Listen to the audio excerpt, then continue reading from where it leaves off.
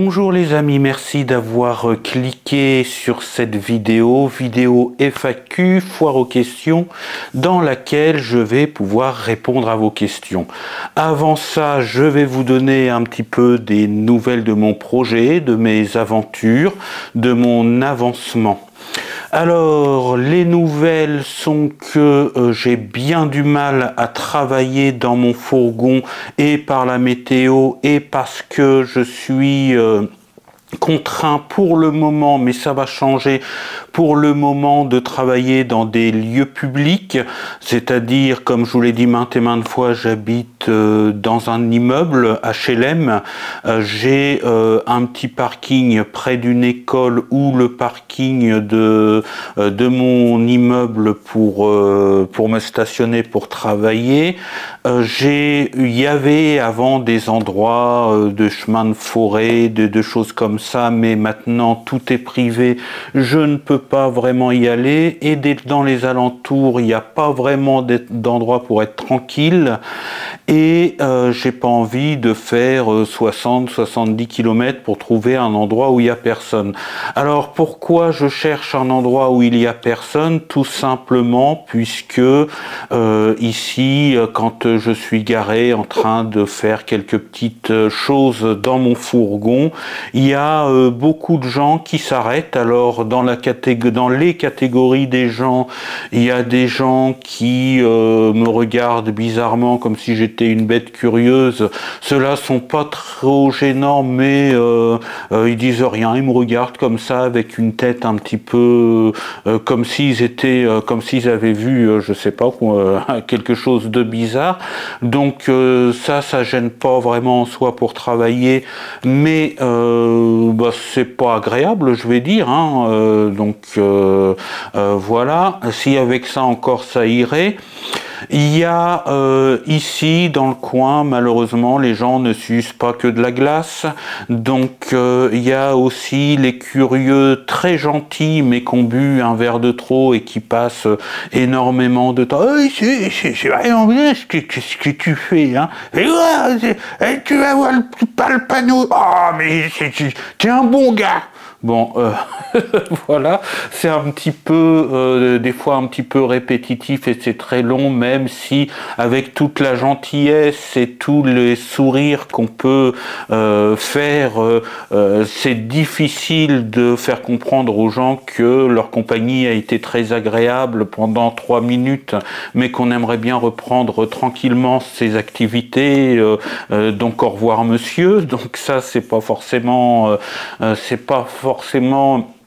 c'est pas que c'est désagréable, puisque malgré l'abus d'alcool, ce sont des gens certainement bienveillants, mais ça fait perdre beaucoup de temps. Ils veulent un petit peu toucher à tout, ils veulent aider. Ça m'est pas arrivé beaucoup de fois, mais j'en ai rencontré, et travailler dans le fourgon enfermé, c'est un petit peu compliqué.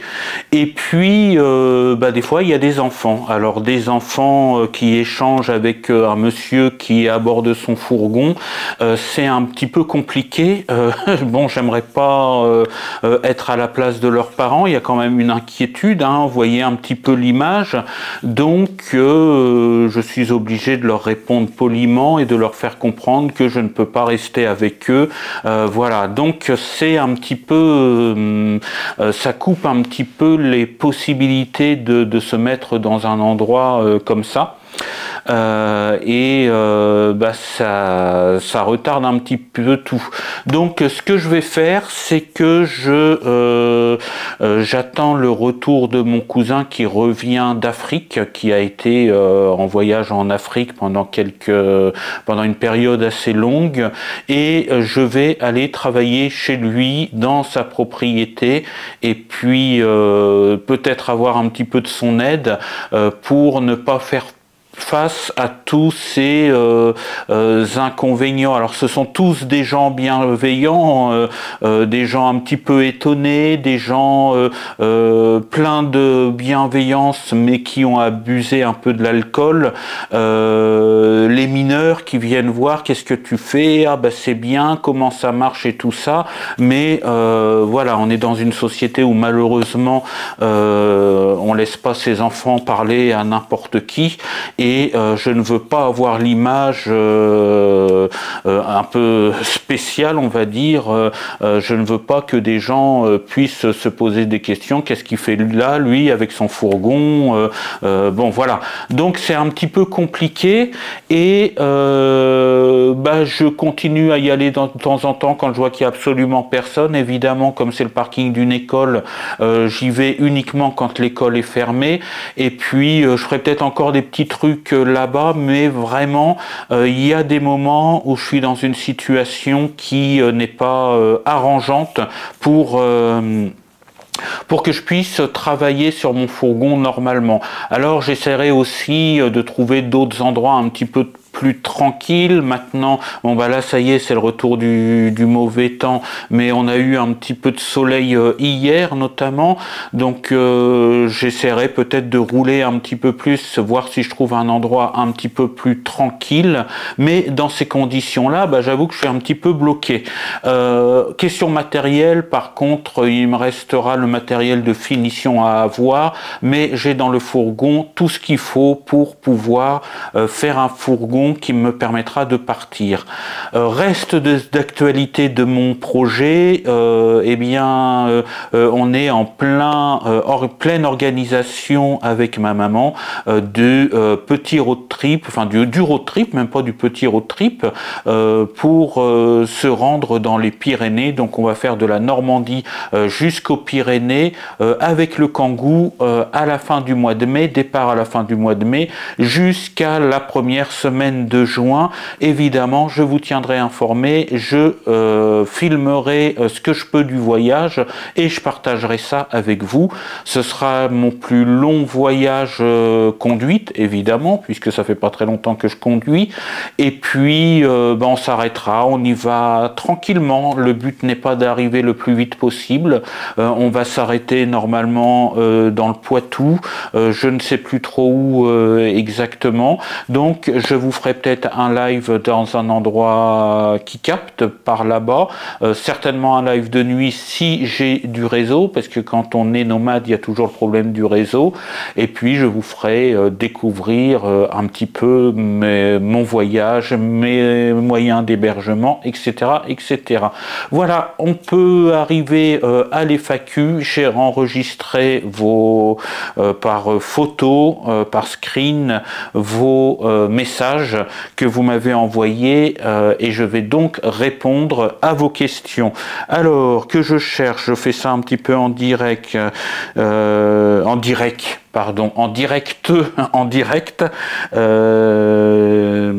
Alors j'ai Gésina GRZ, il me pose une question qui n'a absolument rien à voir avec la Vine Life. C'est un ami, il s'agit de Julien. Je vous ai parlé de mon passé, de mes aventures du passé. Vous savez que j'ai milité dans diverses associations et que j'ai fait un peu de vidéo et de la radio. Et sa question porte sur des souvenirs de radio. Question pour la FAQ, je suis désolé, je suis obligé de regarder, je suis un peu bigleux. Quelle a été la meilleure émission pour toi? Live It, donc son émission, ou Réveille ta planète, donc mon émission. Alors évidemment, une question piège, il s'attend à la meilleure réponse possible comme il me le dit. Mais en fait, alors je ferai certainement une vidéo hors série sur la radio, parce que c'est une de mes passions que j'ai arrêtée pour le moment, mais c'est une de mes passions, le média radio. Donc vous verrez la miniature de cette vidéo en rouge, puisqu'il s'agira d'une hors-série. J'ai essayé d'en faire une, mais j'ai pas pu la diffuser parce que j'avais des éléments qui demandent des droits d'auteur. C'est un peu compliqué, donc je vais essayer de faire autrement, mais je vous ferai certainement un hors-série sur la radio libre, notamment la radio associative. Alors, pour te répondre, mon Jules, as-tu vu,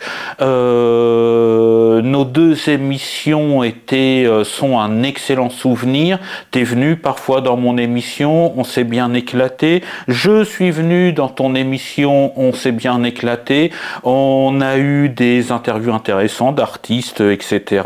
Mais alors, mon meilleur souvenir, et ça m'arrange bien, je ne sais pas si tu te souviens de Ma planète part en live. C'est-à-dire que c'était un mix des deux émissions où on faisait une émission beaucoup plus longue. On passait une bonne partie de la soirée, voire de la nuit, dans le studio de la radio en question, et on se faisait livrer de la bouffe. Enfin bon, ce sont d'excellents souvenirs, et j'ai la nostalgie de cette époque-là.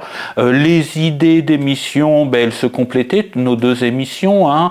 Toi, tu recevais des artistes, tu donnais de l'actualité artistique de la région et d'ailleurs, et moi, je faisais la promotion des artistes, ce que j'ai toujours fait à la radio d'ailleurs, des promotions des artistes locaux, des artistes indépendants. Donc, je pense que mon meilleur souvenir, là où on s'est vraiment le plus amusé, c'est que quand on faisait le mix de nos deux émissions, Ta planète part en live, et d'ailleurs ça m'arrange bien, c'est un bon moyen de m'en sortir. Voilà, à suivre plus tard une vidéo hors série sur le monde de la radio, et notamment de la radio associative. J'espère t'avoir bien répondu. Alors, je parlerai aussi de ta question sur le fait de faire de la radio sur le web à bord de mon fourgon. Je t'avais répondu un petit peu aussi par commentaire, mais je répondrai un peu plus, je répondrai mieux en tout cas dans une future vidéo hors série sur la radio. Alors, mince, j'ai caché mon image, pardonnez-moi, je regarde et j'ai perdu ma page, je reviens dessus. Alors, on a notre ami, j'agrandis l'image parce que je suis bigleux, on a notre ami Chris Aventure qui me demande, vas-tu fixer le panneau solaire? Alors là, on revient dans les questions qui ont à voir avec ma chaîne YouTube et mon projet. Vas-tu fixer le panneau solaire sur la galerie pour être plus discret? Alors, je vais fixer évidemment le panneau solaire sur la galerie. La discrétion, c'est vrai que je vais pas le mettre debout, il va pas être exposé, il sera à plat sur le panneau, sur la galerie. D'ailleurs, j'ai réfléchi, je vais peut-être commander un deuxième panneau solaire pour avoir plus de rapidité de rechargement de la batterie, puisque je me suis renseigné un petit peu sur la vitesse de rechargement selon les watts et tout ça. Entre deux, j'étudie beaucoup la question, mais j'ai pas du tout pensé à l'histoire de la discrétion. Si je prends pas de panneau solaire pliable que je déplie quand je m'arrête, etc., c'est parce que déjà ces panneaux solaires là coûtent beaucoup plus cher, et en plus je suis obligé de les ranger quand je suis absent, c'est-à-dire que si je me pose sur un spot, je prends la trottinette électrique pour me balader, pour vous tourner une vidéo de balade ou pour faire mes courses, et que je suis pas à côté du fourgon, je suis obligé de ranger les panneaux solaires pour éviter qu'on me les pique, et donc pendant ce temps-là, la batterie ne peut pas recharger, et la batterie peut recharger uniquement quand je suis près du fourgon, quand je peux surveiller mes panneaux solaires. Donc c'est pas une bonne solution, même si ces panneaux solaires-là peuvent servir pour beaucoup de choses, mais en tout cas pour moi c'est pas la bonne solution, parce que il faut que mes batteries soient constamment en charge, et notamment quand il fait gris, quand c'est l'hiver, quand il y a moins de soleil, il faut que je puisse compter sur mes panneaux solaires en permanence. Donc voilà pourquoi je fixe mes panneaux solaires. C'est pas du tout une question de discrétion. Si mon téléphone veut bien me remettre l'image. Deuxième question de notre ami Chris Aventurier. Quand penses-tu faire ton premier road trip? Vivement les prochaines vidéos d'aménagement pour la batterie. Je ne sais pas. Ah oui, la batterie, c'était parce que c'était suite à une vidéo sur le fait que ma batterie avait coulé, mais il n'y a pas eu de problème. J'ai bien enlevé l'acide et ça coule plus. Donc c'est parce que j'avais trop penché la batterie. Maintenant, voir l'état de la batterie. Quand penses-tu faire ton premier road trip? Alors avec mon fourgon, le plus tôt possible que de mon retour de road trip en Kangoo, ça c'est sûr. C'est pour ça que je vais voir rapidement avec mon cousin pour pouvoir faire les travaux et je vous tiendrai au courant, mais ce sera le plus tôt possible après mon road trip. Donc ce sera peut-être vers le premier départ en fourgon. Ce sera, j'espère, fin juin, début juillet. Je change l'image. Ah oui, alors j'aurais dû écrire les questions sur un papier. Ah ben on a toujours notre ami Chris Aventure. Salut Mathieu, vas-tu? Bah c'est bon. Bah pourquoi je l'ai je l'ai deux fois. Donc on va changer de. Ah voilà tes questions. Je vais finir avec Chris Aventurier qui m'a envoyé beaucoup de vidéos.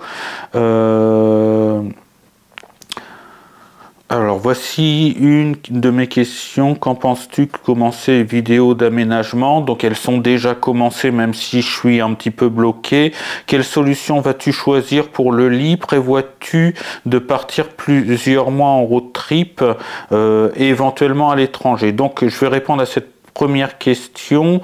Le lit, j'avais le problème de la longueur puisque moi je suis petit et je rentre dans le sens de la largeur du fourgon. Je suis pas obligé de le mettre en longueur pour prendre énormément de place. Je peux loger dans le sens de la largeur du fourgon puisque j'ai 1,75 m à peu près de possibilités. Je ne trouvais pas du tout de sommier me permettant et de matelas d'ailleurs me permettant de pouvoir le faire rentrer dans le sens de la largeur. C'est tous au minimum 1,80 m, 2 mètres, donc ça rentrait pas dans le sens de la largeur. Et moi je trouve que je gagnerais beaucoup de place à le mettre dans le sens de la largeur. Donc j'ai trouvé une solution. J'ai normalement un membre de ma famille, une tante qui va me donner un matelas dont elle se sert plus, qui est en mousse et qui est facile à couper à la bonne longueur, et je vais acheter des lattes de lit en rouleau et je ferai une structure pour le lit en bois tout simplement, et il sera dans le sens de la largeur, donc contre les deux portes, et sous le lit je mettrai un accès à un coffre de l'extérieur pour y mettre mes outils, tout ce qui peut servir dehors hein, pour la mécanique, etc. Je suis pas du tout mécanicien, mais on apprendra. Peut-être que je ferai deux parties. Une partie qui sera ouverte vers l'intérieur pour faire un rangement intérieur, et une partie qui sera tournée vers l'extérieur pour mettre mes tuyaux, pour mettre mes outils, etc. Ou alors ce sera carrément tout le dessous du lit, une caisse qui redonnera vers l'extérieur avec ce que j'ai besoin pour l'extérieur. Je ne sais pas encore comment sera fait le dessous de lit exactement, mais je pense que ça va être l'option des deux parties, parce que j'ai pas besoin d'énormément d'outils pour l'extérieur, étant donné que quoique, comme il y a aussi mes outils de travail, je sais pas, c'est à réfléchir. Donc voilà les idées que j'ai pour l'instant. Tu me demandais aussi, qu'en penses-tu de commencer des vidéos? Bon, ça c'est bon, si ça vous... C'est chiant ce truc.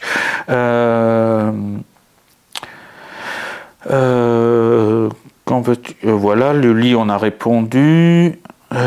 Prévois-tu de partir plusieurs mois en road trip, éventuellement aller à l'étranger? Alors plusieurs mois, oui, ça c'est sûr, puisque je vais essayer. Alors je dis pas que ça va être fait, on ne sait pas ce que l'avenir réserve, mais je vais essayer de à un moment de ma vie de vivre en permanence dans le fourgon. Alors j'aurai toujours cette adresse-là de repli en cas de besoin. J'ai plus ma base de Fontainebleau, vous êtes au courant. Donc j'aurai toujours la petite chambre qui est derrière en repli en cas de besoin, véhicule au garage, hiver trop rigoureux ou quelque chose. Donc j'aurai cette solution de repli. Plus tard, j'essaierai de me louer aussi une toute petite solution de repli en dur, mais le moins cher possible et le plus petit possible pour éviter le frais du logement. Et j'essaierai en tout cas de vivre le plus longtemps possible dans mon fourgon, de travailler en intérim à certaines saisons, de profiter de faire des road trips à d'autres saisons.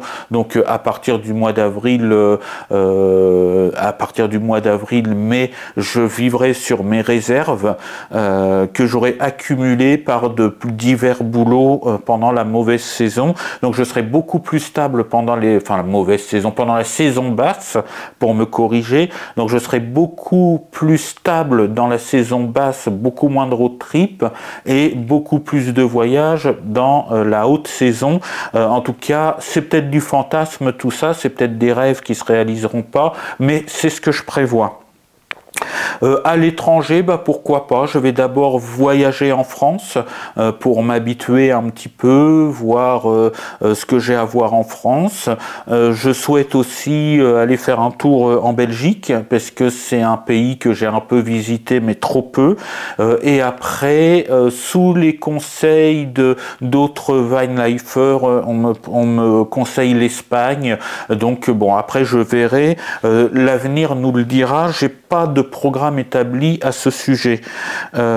Plusieurs mois, voilà. Vas-tu mettre une prise extérieure pour pouvoir éventuellement charger tes batteries? Alors, ce sera pas une prise extérieure, mais ce sera des rallonges. Oui, il m'arrivera d'aller sur des campings pour l'ambiance camping qui peut être sympa, pour pas avoir à chercher de l'eau, de l'électricité sur des spots air de camping-car. Ça m'arrivera d'y aller, je le refuse pas, sauf que j'y serai pas tout le temps. Je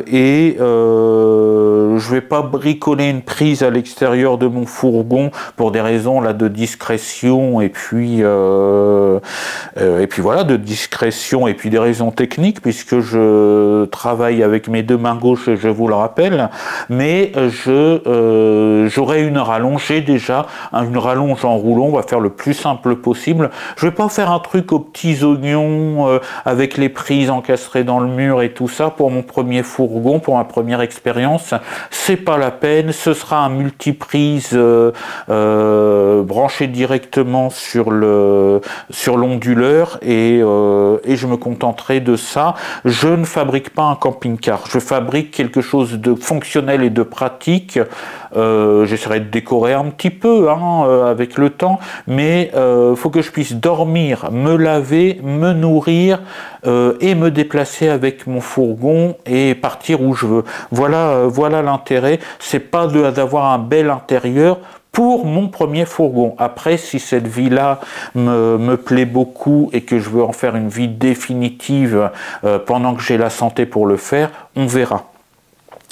En tout cas, j'achèterai pas de camping-car parce que je ferai peut-être, je vais pas débattre là-dessus, mais pour l'instant, avec les moyens que j'ai en tout cas, je ne prévois pas d'acheter un camping-car déjà aménagé pour les raisons que j'ai évoquées, le fait qu'on puisse aller nulle part et qu'il faut mieux aller dormir dans un véhicule discret, et aussi parce que mes moyens m'obligeraient à acheter un vieux camping-car, et on voit bien que les gens qui achètent des vieux J5, etc., ne sont pas trop emmerdés au niveau de la mécanique, mais au niveau de la solidité, des fuites de l'eau quand il rentre, quand il pleut, etc.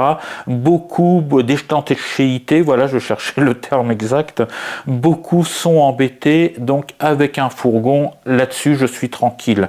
Et j'ai pas les moyens de mettre 50-60 000 € dans un camping-car. Donc, l'idée l'idée du camping-car est exclue. As-tu des conseils pour le choix? Ah oui, alors là, c'est pour le choix de fourgon, faut-il signaler à l'assurance que tu vas aménager ton fourgon? Alors, des conseils, genre, bon, maintenant j'ai mon fourgon, vous le savez, les questions datent un petit peu, celle-là en tout cas, il y en aura des plus récentes.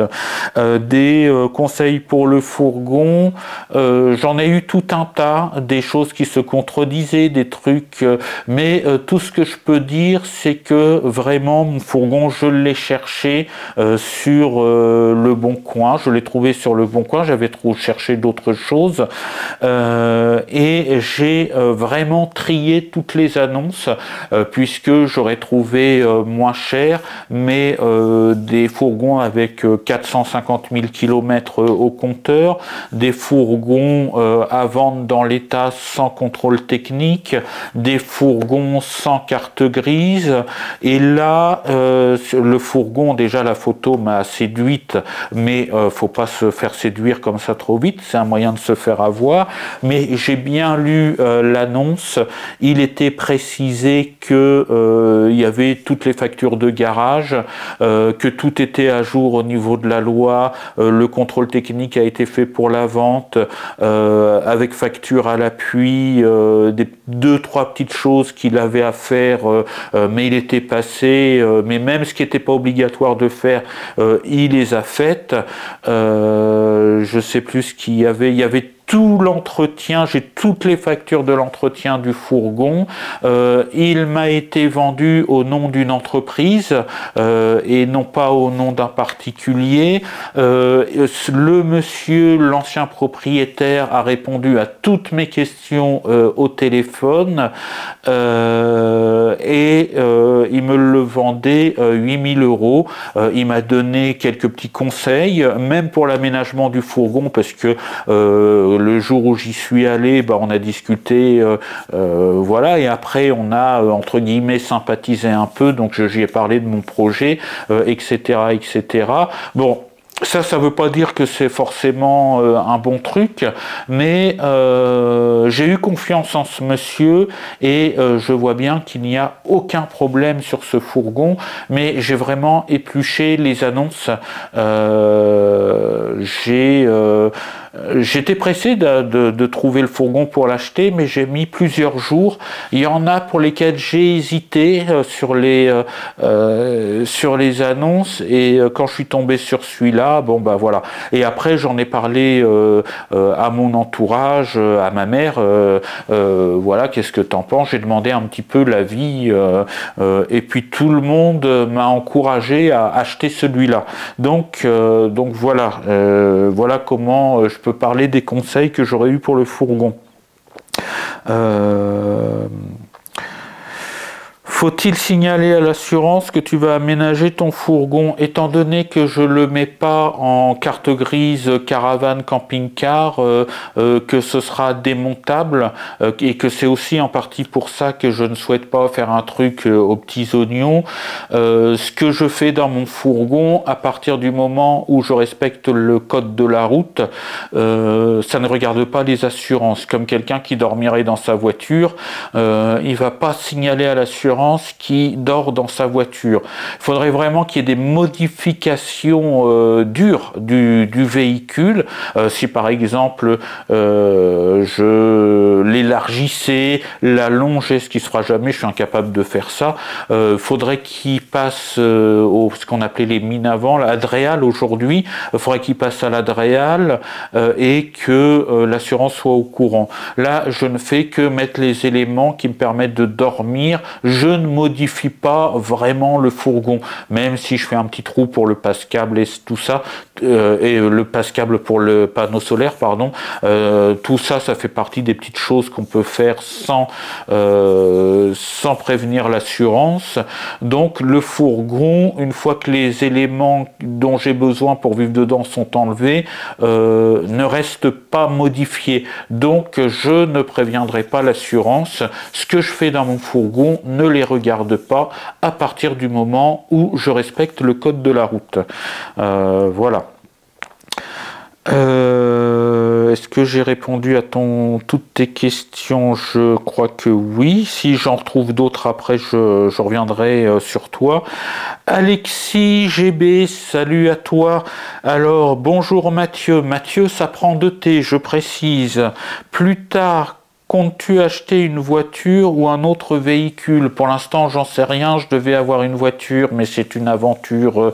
Voilà, ma voiture m'a été volée dans le cadre d'un héritage. Pour l'instant, je ne vais pas acheter 2 véhicules parce que je paye déjà en tant que jeune permis. Je paye. D'ailleurs, ça fait 1 an que je suis titulaire du permis de conduire dans quelques jours. Donc voilà, 1 an déjà. Bon, ça fait pas 1 an que j'ai reçu mon permis de conduire, puisque j'ai été bloqué, je n'ai pas pu conduire pendant plusieurs mois, parce que l'administration française m'avait pas envoyé mon permis de conduire, et je l'attendais. Mon attestation n'était plus bonne, donc je ne pouvais plus conduire avec. Vive la France. Salut Manu. Mais en tout cas, plus tard peut-être, je n'en sais rien. Mais pour le moment, il n'est pas question que j'ai une voiture en plus de mon fourgon. Si je reviens à une vie sédentaire plus tard et que je ne vis plus du tout dans un fourgon, j'achèterai effectivement une voiture. C'est pas la peine d'avoir un fourgon pour une vie sédentaire et très certainement célibataire tout seul. Mais on n'en est plus là. Es-tu à l'aise avec la conduite de ton master? C'est toujours Alexis. Ça va de mieux en mieux. Moi j'ai du mal surtout, c'est au niveau des distances sur les côtés, la largeur du fourgon. Des fois je roule un peu trop à droite, des fois je roule un peu trop à gauche et j'ai un peu du mal, mais j'ai un petit problème de vue aussi qui fait que j'ai un tout petit défaut d'analyse des distances, donc j'ai un petit peu peur. Je suis pas du tout à l'aise avec mon fourgon pour me garer en centre-ville, sur les rues trop étroites, etc. Mais je me débrouille. Sur la route, par contre, oui, maintenant je suis à l'aise. Mais je crois que quand on conduit un gros véhicule, c'est pas pareil qu'une voiture. Par contre, je suis parfaitement à l'aise quand je conduis le Kangoo, il y a aucun souci. Qu'est-ce que j'ai comme question? Celle-là, c'est déjà fait, je regarde. Hein. Je suis désolé, je cherche en même temps, on reste naturel. Ça devient sérieux. Tu commences à avoir du matériel, j'espère que tu filmeras l'installation, ça nous aidera. Oui, j'essaierai de filmer l'installation. C'est Chris qui nous me disait ça. Hein. Ah oui, voilà. Tu penses vivre à plein temps dans ton fourgon à partir de quand? Je ne sais pas du tout, il faudra que je fasse un essai. C'est vrai que mes projets prennent souvent du retard pour une raison ou pour une autre. Là, je ne peux pas répondre, le plus tôt possible en tout cas. Excusez-moi. Vas-tu installer des lanterneaux pour la lumière et l'aération? Non, je ne veux, en tout cas pas dans un premier temps, tout simplement parce que je mets pas de fenêtre sur le côté pour des raisons de discrétion. Je mettrai une aération, une petite grille d'aération quelque part, et puis je mettrai une aération par un champignon sur le dessus du fourgon. Mais j'ai comment que ça s'appelle, la galerie sur le toit du fourgon, donc ça boucherait, et je tiens à garder la galerie, donc ça boucherait le lanterneau tout simplement, donc j'en ai pas la possibilité de mettre un lanterneau. Et c'est pour ça aussi en partie qu'il faut absolument retirer la cloison qui sépare le coin conduite de l'arrière du fourgon. Il faut que j'ai davantage de lumière, et la lumière qui viendra de l'avant du véhicule. Et puis quand il fait beau, j'ai des portes à ouvrir, donc je vais commencer comme ça, et tout ça, ça peut évoluer selon l'expérience que j'aurai tirée. On en parlera peut-être dans 1 an, je ne sais pas, mais pour l'instant c'est comme ça que je vois les choses. Ceci dit, j'y suis pas encore, donc je me prépare à ça et on verra si ça évolue avec le temps. Vas-tu installer un lanterneau? Ça, je l'ai dit. Je regarde un petit peu. Ça saute un petit peu, hein, mes questions, donc j'essaye de vous les retrouver. Bon, j'ai un truc qui est chiatique. On n'a pas le droit de dire de gros mots. Voilà, c'est que quand je touche mon truc, il y a un truc qui me bouche l'écran. Je pense à ton truc. Oui, donc ça, c'était pas une question, c'était un commentaire. Qu'est-ce que j'aurais pu oublier? Je regarde.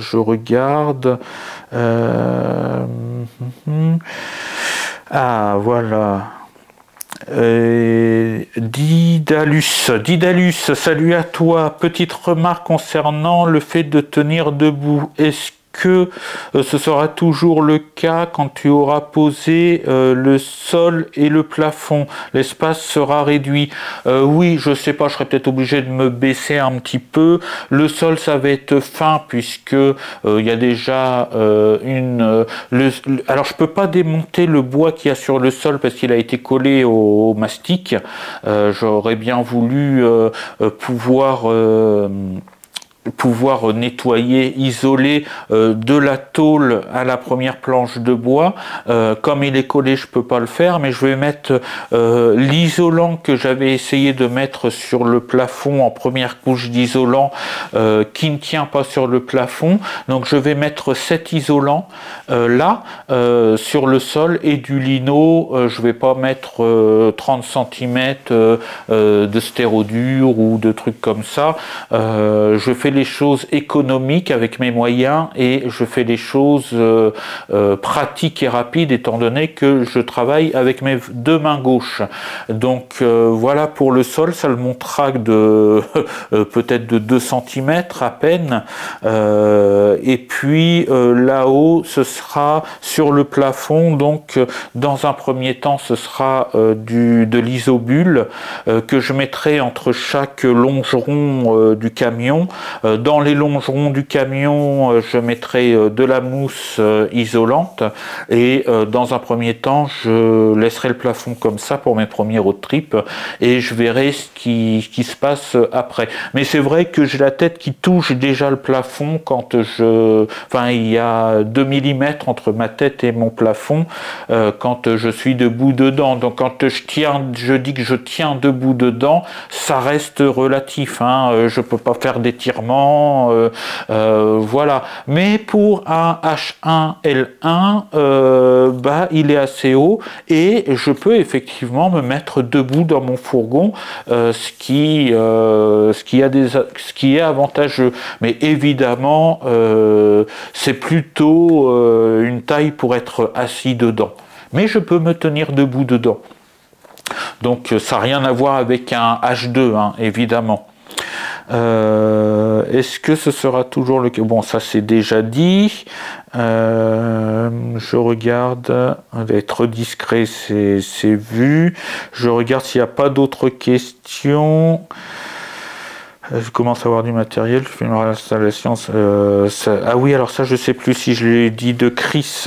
Ça devient sérieux, tu commences à avoir du matériel. Bah oui, le matériel, je crois que j'ai à peu près tout.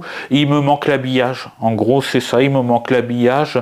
De quoi habiller les parois pour que ce soit joli et le sol. Le reste, j'ai de quoi tout faire. L'électricité, même si j'achète un deuxième panneau solaire, ce sera un complément. Donc j'ai l'électricité. J'ai ce qu'il faut pour le coin cuisine. Après, ça évoluera tout ça, mais pour un minimum vital, j'ai ce qu'il faut pour faire cuire. J'ai le réfrigérateur, j'ai de quoi cuisiner. Voilà. Donc, j'ai le chauffage pour l'hiver qui sera peut-être pas mis tout de suite parce qu'il n'y en a pas besoin l'été, mais j'ai le système de chauffage.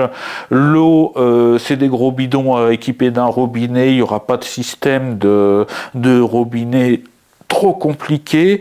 L'eau chaude, bah, ce sera la douche solaire pendant l'été Décathlon que je possède déjà. Après, je ferai, oui, pour les saisons plus difficiles, je vais acheter, ce que j'ai pas encore, un gros thermos de 5 litres équipé d'un robinet. Le matin, je ferai chauffer mes 5 litres d'eau que je mettrai dans mon gros thermos et une partie dans la douche pour prendre ma douche de la journée. Et voilà, pour refaire la vaisselle, si je veux de l'eau chaude, j'aurai 5 litres d'eau que j'aurai chauffé le matin et un petit système de robinet. Ça me fera un petit robinet d'eau chaude. Dans un premier temps, ça me suffira bien comme ça. Quand je vieillirai, si je continue cette aventure-là, il faudra peut-être un petit peu plus de confort. Mais pendant que je suis encore relativement jeune, je suis capable de me contenter de ce système. Voilà. Je regarde une question qui revient à celle de tout à l'heure. Je pense que plus tu conduiras et plus tu seras habitué au gabarit. Effectivement, curieusement pour les manœuvres, pour me garer, tout ça, le gabarit me dérange pas du tout parce que j'ai même pas installé la caméra de recul parce que je me dis que finalement je m'habitue bien au rétro, à me garer sur mon parking, voilà, si c'est un peu compliqué de me garer en marche arrière, eh bien je me gare en marche avant.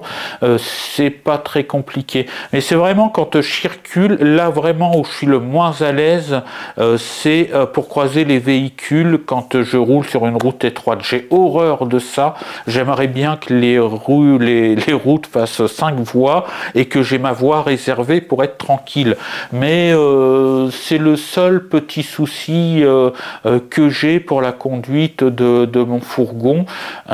J'ai toujours peur et j'ai peur de doubler aussi. Je suis pas encore très habitué à doubler.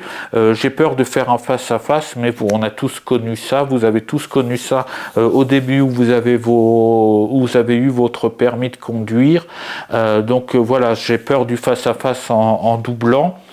Et il y a un autre truc qui me met, un truc qui me met pas à l'aise, vraiment, j'aime pas conduire à cause de ça, c'est que par ici, il y a une ancienne nationale qui est devenue une départementale, mais qui est sur 4 voies, et le fait de la traverser, quand il y a tout le temps des voitures, qu'il faut vraiment partir pile au bon moment, quand on déboule d'une petite route, ça vraiment, j'ai les pétoches de ça. J'aime pas du tout cette situation-là, et des fois, ça m'est arrivé quand il y a vraiment trop de voitures, l'autre con qui est pressé derrière, moi qui hésite un petit peu parce que la voiture elle est un petit peu près, mais si je traverse pas, je traverserai jamais. Ce que je fais, il m'arrive de tourner à droite et d'aller jusqu'au prochain rond-point pour faire demi-tour et reprendre ma rue en face après, parce que je trouve que c'est trop dangereux et vraiment c'est une situation qui me gêne vraiment dans la conduite. Ça, j'ai vraiment peur de ça. C'est vraiment le truc qui me fait le plus peur, c'est de cette situation-là. Des tout petites routes qu'on quitte pour la rejoindre en face et une très grande route au milieu avec plein de voitures qui passent et il faut traverser ça. Alors là, vraiment, c'est le truc que j'aime pas du tout. Quand je peux éviter, vraiment j'évite. Hein. J'ai vraiment peur. C'est un peu ma phobie. Après, il faut que je me détende avec ça. D'ailleurs, faut pas que je me dise que c'est une phobie parce que ça risquerait de le devenir et ça peut être handicapant pour la conduite. Je regarde, excusez-moi, je vous quitte de regard, mais je regarde. Alors, signalement à l'assurance, on en a parlé. Je crois qu'on a fait le tour des questions de cette FAQ pour les 300 abonnés. Donc, merci d'avoir participé à cette vidéo par vos questions. Oui, alors il y a eu un commentaire qui a disparu. La personne a peut-être regretté de l'avoir mis alors qu'il n'y avait aucune raison de regretter d'avoir mis ce commentaire-là. Mais j'ai eu la possibilité de le voir dans YouTube Studio. C'est une personne qui disait que au niveau physique, que j'avais l'air de me développer et qui me demandait si j'allais toujours à la salle de sport. Alors que j'ai repris évidemment depuis l'épisode cancer et tout ça, j'ai repris de la forme, de la santé, j'ai repris de la bonne santé à ce niveau. Oh là, sur la vidéo ça se voit, j'ai repris de la bonne santé ne vous moquez pas s'il vous plaît, hein, à ce niveau-là. Oui, là vous diriez 5-6 mois peut-être, voilà. Et donc c'est ça que j'essaye de faire disparaître par la salle de sport. Parce que j'ai pas envie de ressembler entre guillemets à un daron trop rapidement. Alors il y en a qui vont ça y est, tu ressembles à un daron. Bon, bref, on va pas faire de débat là-dessus. Mais voilà, j'ai envie de profiter encore de ma jeunesse, y compris physiquement. Donc oui, je continue la salle de sport. Là, il faut dire que oh la vache. Ah oui, j'ai envie de fraises. Bon, il faut dire que je viens de manger et que j'ai bien mangé aussi, donc après le repas, on est toujours un petit peu gonflé. J'essaye de trouver une excuse, mais voilà, je voudrais essayer de retrouver un ventre, pas forcément un ventre plat, parce que, et pourquoi pas d'ailleurs, mais de retrouver un physique qui me donne un air un petit peu plus en forme et pas de laisser aller et pas me laisser vieillir surtout. Voilà. Et aussi la salle de sport me sert aussi pour des raisons, pour retrouver le moral, même si j'ai en grande partie retrouvé le moral après toutes les péripéties de ma vie. Mais voilà, c'est une remise en forme morale et effectivement, puis après, si je peux me sculpter des tablettes de chocolat, des biceps, des épaules et tout ça, eh bien pourquoi pas, mais vraiment le premier but de ma salle de sport, c'est essayer de profiter. J'ai encore un peu envie de faire durer ma jeunesse entre guillemets, donc c'est à la quarantaine qu'il faut s'entretenir et puis voilà, et puis ça me permet aussi de rencontrer des gens, de discuter avec des gens. Donc j'ai commencé par une fois par semaine parce que il a fallu que je rattrape un peu de cardio, mais mon cardio est assez bon finalement.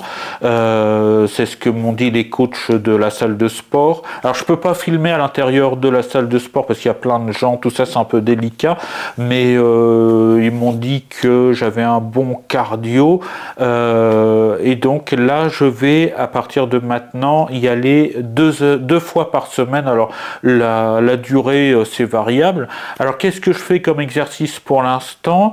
J'essaierai de vous trouver des photos de l'appareil. C'est un exercice, alors c'est pas du tapis de marche parce que le tapis de marche j'en fais pas étant donné que je marche déjà beaucoup, je me balade encore beaucoup et j'aime beaucoup marcher, donc je fais pas de tapis de marche à la salle de sport, mais il y a un truc, on met nos deux pieds et ça, on marche un peu comme ça, si je peux vous mimer, et il y a deux barres comme ça qui font travailler un petit peu tout, ils m'ont dit, et le rythme aussi, ça devient plus dur à certains moments. Ça fait travailler, c'est un exercice qui fait travailler le corps quasiment tout entier, même si ça fait pas énormément travailler quelque chose, ça fait un peu tout travailler. Donc je fais des séances de cet appareil là. Je fais des séances de rameur aussi où il faut tirer sur quelque chose qui devient de plus en plus dur et il faut garder un rythme. Voilà, vous imaginez un petit peu ce que c'est. Pour ça, je travaille les abdos. Alors il y a plusieurs choses, mais je travaille avec une machine. Il y a une barre qui est comme ça, enfin avec de la mousse évidemment, hein, et avec du poids où je dois pousser vers l'avant et faire des séries comme ça pour travailler les abdos, etc. Alors pour l'instant ça a durci mon ventre, mais ça m'a pas permis de me débarrasser de ce qu'il y a dedans, mais ça va faire, faut être patient, hein. J'avais fait du sport à Évreux dans une salle de sport quand j'étais plus jeune, et les résultats se voyaient beaucoup plus rapidement qu'aujourd'hui, mais quand on passe 30, 40 ans, on arrive au même résultat, mais en travaillant plus longtemps. Donc voilà, oui, je continue ma salle de sport. Ma carte me permet aussi d'aller dans tous les oranges bleues de France, donc évidemment quand je serai sur la route, j'aurai moins l'occasion d'être dans les salles de sport de façon régulière, mais j'essaierai de continuer à y aller. Et quand je voudrais une douche plus confortable, il y a la douche aussi, il y a d'autres avantages à avoir une carte à la salle de sport. Donc j'ai cet abonnement là. Après je sais pas, parce que ça a un coût aussi malheureusement, faut que je fasse attention à mes sous, mais voilà, remise en forme et retrouver un petit peu de jeunesse physique et morale, c'est vraiment, et je continue effectivement la salle de sport. Et à partir de cette semaine, là je tourne, on est jeudi, je vais à la salle de sport demain, et à partir de la semaine d'après, j'irai non plus une fois par semaine, mais 2 fois par semaine. Le seul inconvénient sur cette salle de sport à Bernay, c'est que c'est fermé le week-end, et ce serait merveilleux que ce soit ouvert le samedi. Mais ce n'est pas le cas, il faut faire avec. Donc voilà, tu vois, tu as enlevé ta question, mais il n'y avait pas de raison de l'enlever. Merci de l'avoir posé et j'y ai quand même répondu. Voilà, j'espère que cette petite vidéo FAQ vous aura plu. Prochaine vidéo FAQ, on essaiera d'en faire une pour les 500 abonnés. Donc n'hésitez pas à vous abonner, à activer la petite cloche de notification, à me mettre un pouce, ça me permettra d'évoluer dans mes vidéos. Et puis je vous dis ciao, bye bye, sortez couverts et portez-vous bien. Je vais maintenant m'adonner au montage de cette vidéo là. Salut!